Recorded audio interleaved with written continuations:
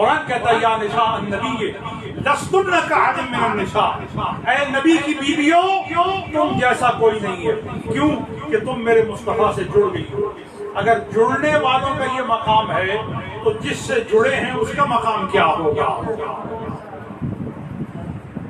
تو میں تو صرف جڑنے والوں کی بات نہیں کر رہا، میں تو رگے رسول سے جن کا خون برآمد ہے، نسب رسول سے جن کا نسب جڑا ہوا ہے، اور جنہیں حضور نے اپنے کندھوں پر اٹھایا ہے، جنہیں حضور نے اپنی پشت پر بٹھایا ہے، جنہیں دیکھ کر میرے آقا کریم صلی اللہ علیہ وسلم نے اپنا خطبہ روکا ہے، جنہیں حضور نے بچہ ہونے کے باوجود اپنے ممبر پہ بٹھایا. خواتین اسلام سوچو، جو بچے ہو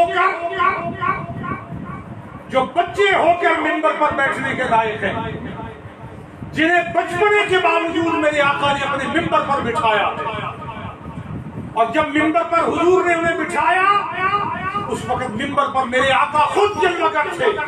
کیا مقام ہے حسنین کے بچپنے کا کہ دیکھنے میں تو بچپنے میں ہے، دیکھنے میں تو عمر چھوٹی ہے، لیکن مقام اتنا بلند ہے کہ مصطفیٰ کے پہلو میں ممبر پر بٹھائے ہوئے ہیں.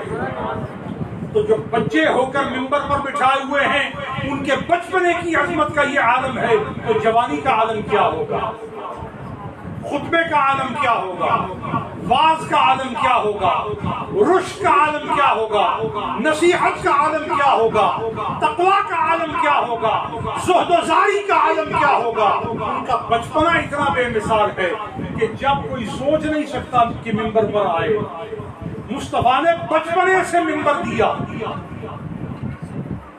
اور ممبر دے کر کے یہ سمجھایا، ممبر دے کر کے یہ بتایا کہ انہیں ممبر پر اکیلا نہ سمجھو، ممبر پر ان کے ساتھ میں ہوں، ممبر پر ان کے ساتھ میں ہوں، مقام و مرتبہ میں ان کے ساتھ میں ہوں، شانوں میں درجات میں ان کے ساتھ میں ہوں.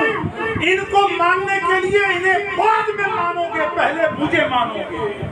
پتہ یہ چلا کہ حسن اور حسین کو وہی مانے گا جنہوں نے مصطفیٰ کو مانا ہے، اور حسن و حسین کو وہی ماننے سے انکار کرے گا جنہوں نے مصطفیٰ کو ماننے سے انکار کیا ہے.